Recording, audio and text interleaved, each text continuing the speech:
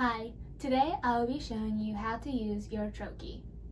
Before you begin, you want to read and follow the instructions on your prescription label provided by your doctor.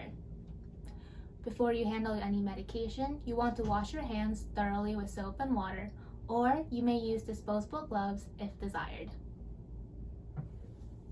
So first, you want to open up the container and remove a troche.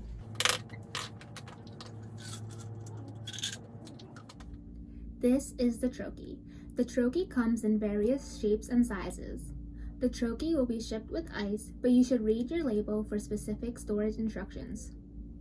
Once you have taken a troche out, you want to place the troche between your gum and your cheek and push with your finger as far as it can go.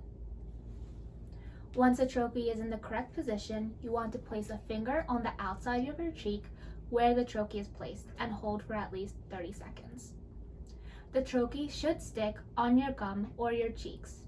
The troche should dissolve within 15 to 30 minutes.